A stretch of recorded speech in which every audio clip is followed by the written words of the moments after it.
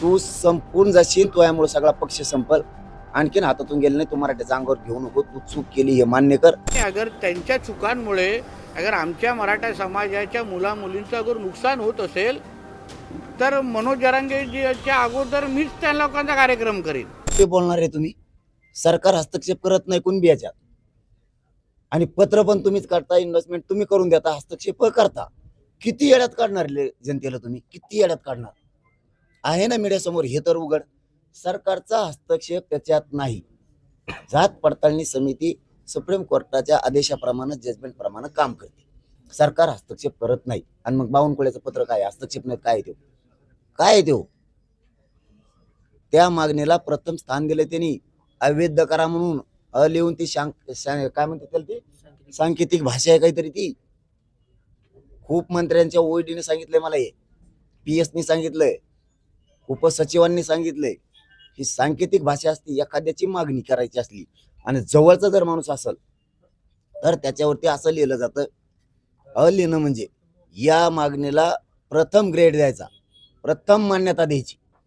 एक काम तातडीनं करून घ्यायचं. करून त्वरित सरकारकडे, शासनाकडे कारवाईचा आदेश पाठवायचा, कारवाईचा दस्तऐवज प्रस्ताव पाठवायचा सांगितलंय. तुम्ही हस्तक्षेप करत नाही म्हणतात ना. म्हणजे प्रस्ताव कशाला मागितला? झक मारायला कशाला मागितला? करून प्रस्ताव शासनात सादर करा ताबडतोब, त्वरित शब्द आहे त्याच्यावर. म्हणजे कारवाई कशावर करा म्हणतात? अवैधवर. याने लिहिलं आणि त्याच्या खाली त्वरित कारवाई सांगितलं, प्रस्ताव पाठवा. म्हणजे अवैध करून प्रस्ताव पाठवा. आणि म्हणता हस्तक्षेप करत नाही. तू किती स्पष्टीकरण दी, तू चुकलेला आहे हेच मान्य कर.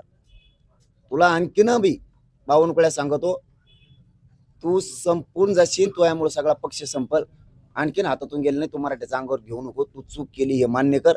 फडणवीसांनी आणि शिंदेनी सुद्धा चूक मान्य करावं. ही चूक केली आमच्या दोन्ही मंत्र्यांना, आम्ही सुधारतो. एकदम सोपं होईल. आणखीनही तुमच्या हाताच्या बाहेर गेलेलं नाही. लावून धरू नको. लावण्याच्या नादात मराठे तुम्हाला घरी लावते. बघा, एक लक्षात घ्या, मनोज जरांगे पाटील हे मराठा समाजामध्ये च्या बाबतीमध्ये जे प्रमाणपत्र आहेत त्या बाबतीमध्ये काही विषय मांडतायत. ते चूक नाही आहे, त्यांची चूक नाही आहे. कारण का शेवटी मीही मराठा समाजाचा आहे. माझ्या समाजामध्ये अगर कुठल्याही तरुण तरुणीवर अगर अन्याय होत असेल तर मीही पेटून उठणार. चुका असतील तर चुका सुधारल्याच पाहिजे.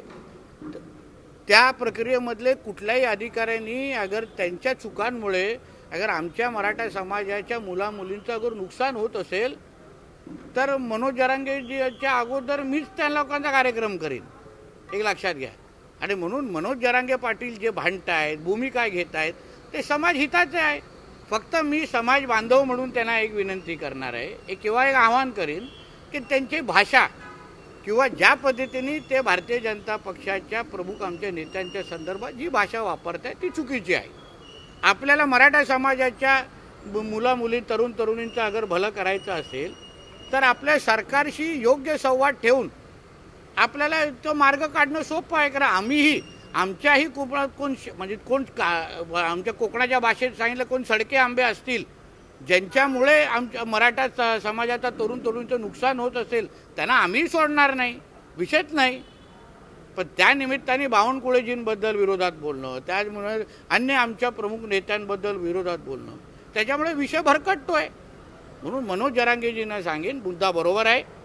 तुम्ही कुठल्याही पद्धतीचा अन्याय मराठा समाजाच्या मुलं-मुलींवर झाला असेल तर तुमच्या खांद्याला खांदा उभं राहून नितेश राणे त्या अधिकाऱ्याच्या विरोधात भूमिका घेणं किंवा ना त्याचा कार्यक्रम करायसाठी मी तयार आहे.